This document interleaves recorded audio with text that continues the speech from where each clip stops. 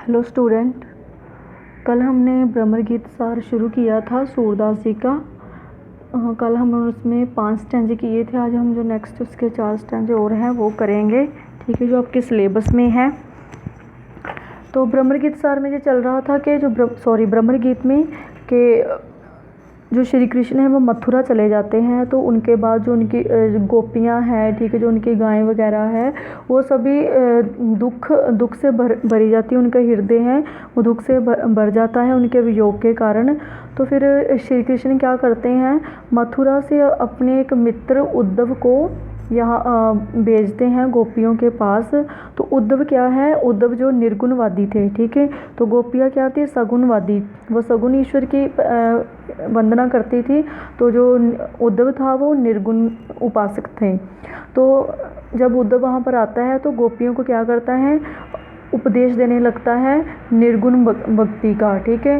लेकिन गोपियाँ क्या या उससे वार्तालाप करती है कि हमें ये तुम्हारी बात समझ में नहीं आएंगी, हम नहीं करेंगे ये वाला, हमारे पास मन एक ही है, हमारे पास 20 मन नहीं है, एक मन है जो कि श्री कृष्ण में ही रमा हुआ है, उसके साथ ही जुड़ा हुआ है। हम तुम्हारी जो सगुण की है, निर्गुण की भक्ति किस प्रकार करेंगे।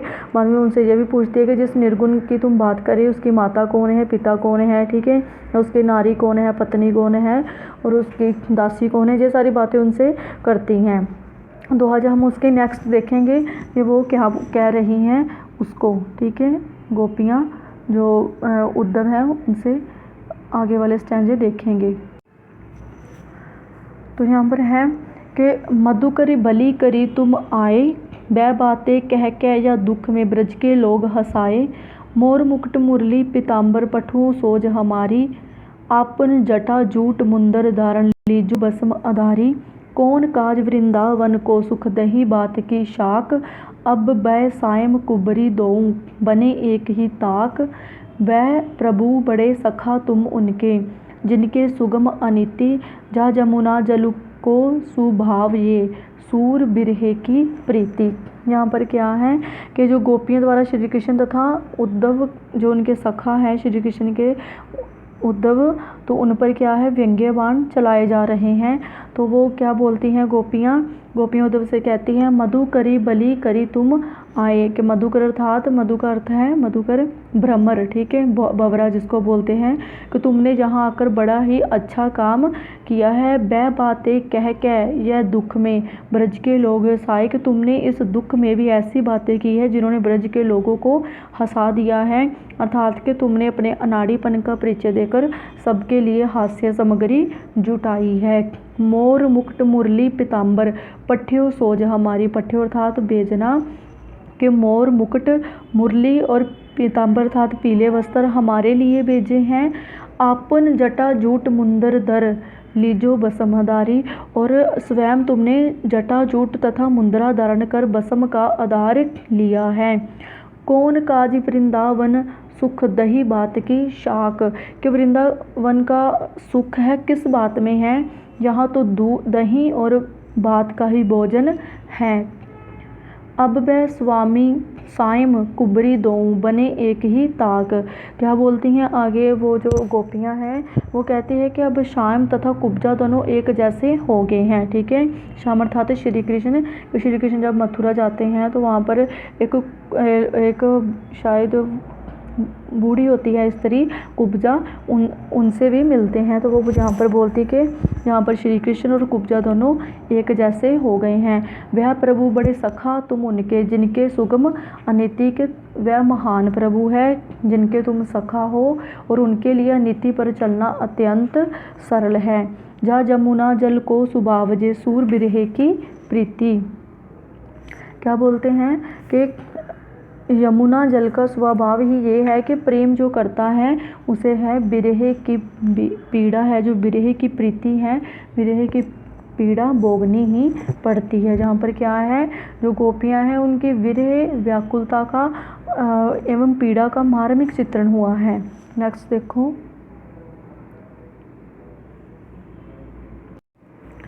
नेक्स्ट है बिन गोपाल बैरन भई कूंजे, तब वह लता लगत तन शीतल, अब भई विषम ज्वाला की पूंजे। वृथा बहरी जमुना खग बोलत वृथा कमल फूलन अली गूंजे पवन पान गनसार सजीवन दधि सुत किरण बनु भई भूंजे ये उदो कहियो माधव सो मदन मारी कीनी हम लूंजे सूरदास प्रभु तुम्हारे दर्श को मग जोवत अखियाँ भई गूंजे। यहाँ पर क्या है कि जो गोपियाँ हैं उनकी विरह व्यथा का वर्णन है कि जहाँ पर प्रकृति का वर्णन किया गया संजोग और वियोग की दशा में कि संजोग की स्थिति में है प्रकृति के जो पदार्थ है तथा उसके दृश्य है सुखकारी लगते हैं, लेकिन जब वो वियोग आता है तो वही प्रकृति है वो दुखकारी बन गई है गोपियों के लिए। यहाँ ये बताया गया है बिन गोपाल बैरन भई गूंजे, ठीक है, बैरन था तो वन में कि गोपियाँ कहती है कि वृंदावन के बाग बगीचे जिनमें हम श्री कृष्ण के साथ प्रेम क्रीड़ाएँ करती हैं, अब उनके बाग में क्या है शत्रु का सा व्यवहार करते हैं। तब वह लता लगत तन शीतल, कि जब संजोग काल था, जब हम महाराज श्री कृष्ण से मिलन था तो तब क्या थी, जो लताएं हैं अत्यंत शीतल और सुखद लगती थी।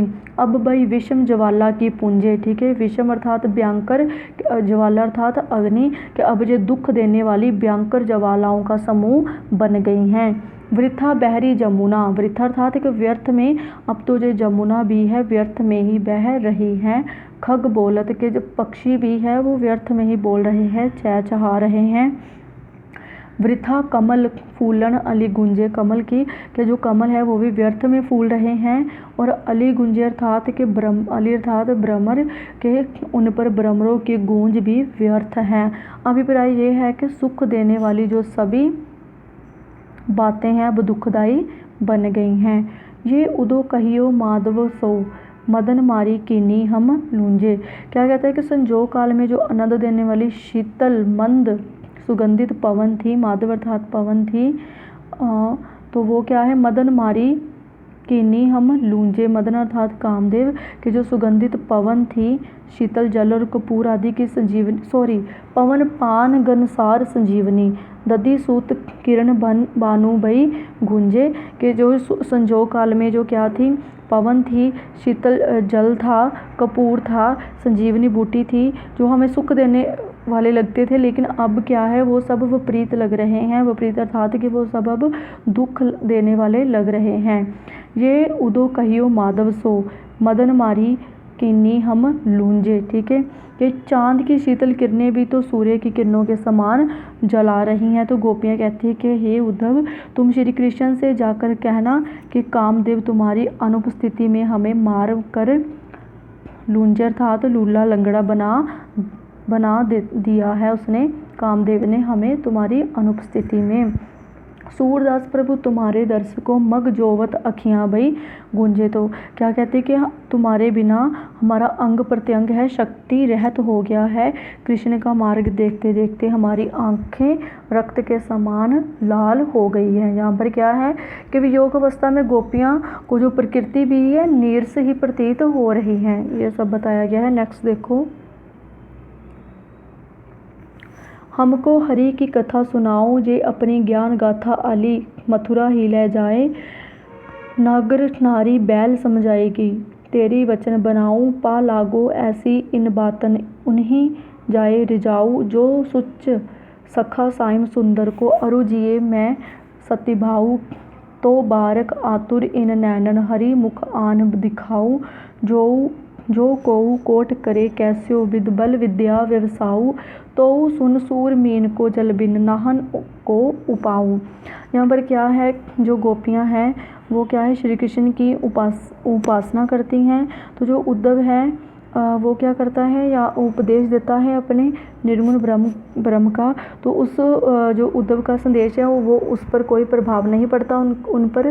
तो वो क्या करती हैं यहाँ पर गोपियाँ, वो खींच कर क्या है उद्धव से कहती हैं हमको हरि की कथा सुनाओ, कि हे उद्धव हमें तो श्री कृष्ण की कथा सुनाओ, अर्थात तुम्हारी जो निर्गुण ब्रह्म की चर्चा है अत्यंत क्या है नीरस है।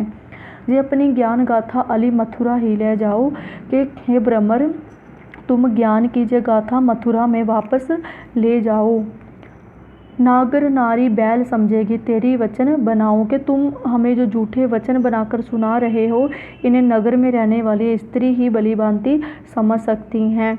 पाँव लागो ऐसी इन बातन, पाँव लागो अर्थात कि हम तुम्हारे पाँव पड़ती हैं उन्हीं जायो रिझायो, कि इन बातों को सुनाकर तुम उन्हें ही रिझाना। जो सुच सखा सायम सुंदर को अरु जियो मैं सती भाव। सती भाव था सच्चा भाव, कि यदि तुम श्री कृष्ण के सच्चे मित्र हो, तुम्हारे हृदय में सद्भाव है अर्थात दूसरों का उपकार करने की भावना है, तो बारक अतुर इन नैनन हर सुख आन दिखाओ। तो एक बार श्री कृष्ण को यहाँ लाकर हमें उनके दर्शन करा दो। गोपियाँ कहती है कि इस उपाय के अतिरिक्त भले ही कोई करोड़ों उपाय कर ले, अनेक प्रकार की शक्ति एवं कुशलता का परिचय भी दे दो, तो भी हमें सांत्वना प्राप्त नहीं होगी। जो कोट करे कैसो विद बाल विद्या व्यवसाओ। ठीक है, कोट अर्थात कि करोड़ों ही अगर कोई उपाय कर ले, लेकिन हमारी जो हमारे मन की जो तृष्णा है वो बिना श्री कृष्ण के ख़त्म नहीं होगी। तो सुन सूर मीन को जल बिन नाहन और उपाऊ। सूरदास जी कहते हैं कि जिस प्रकार जल के बिना मछली को जीवित रखने का अन्य उपाय नहीं, उसी प्रकार गोपियाँ श्री कृष्ण के दर्शनों के बिना विरह के ताप से मुक्त नहीं हो सकती। नेक्स्ट देखो,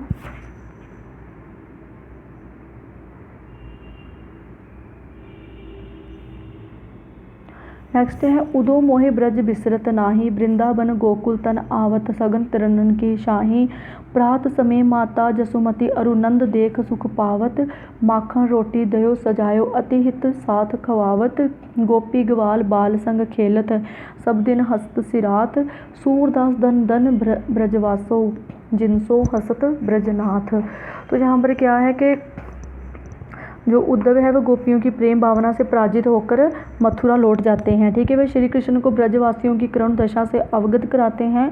तो श्री कृष्ण का ब्रजवासियों के प्रति जो प्रेम भाव एवं श्रद्धा भाव था वो जाग उठता है, सजग हो उठता है। तो यहाँ पर जो श्री कृष्ण है वह भावुकता से भरकर उद्धव से कहते हैं, उदो मोहे ब्रज बिसरत नाही। बिसरत नाही अर्थात भूलता नहीं है, हे उद्धव मुझे ब्रज की याद नहीं भूलती हैं। वृंदावन गोकुल तन आवत सगन तिरनन की शाई। तन आवत अर्थात याद आती है, तिरनन अर्थात बाग बगीचे के मुझे गोकुल तथा वृंदावन के जो घने कुंज की याद आती है, वहाँ के पेड़ पौधों बाग बगीचे की याद आती है। प्रातः समय माता जसुमती अरु नंद देख सुख पावत, के प्रातः काल होते ही मैं माता यशोदा और नंद बाबा के दर्शन का सुख प्राप्त करता था। माखन रोटी देहो सजायो अति हित साथ खवावत, कि वह मुझे माखन रोटी सजाकर देते थे तथा बड़े प्रेम के साथ खिलाते थे। गोपी ग्वाल बाल संग खेलत सब दिन हस्त सिरात। सूरदास तो यहाँ पर क्या है कि मैं गोपियों तथा ग्वाल बालकों के साथ खेलकर अपने दिन हंसी खुशी के साथ बिताए करता था। सूरदास दन दन ब्रजवासो जिनसे हसत ब्रजनाथ। तो सूरदास जी कहते हैं कि ब्रजवासी धन्य है जिनके साथ श्री कृष्ण हंसते रहे हैं।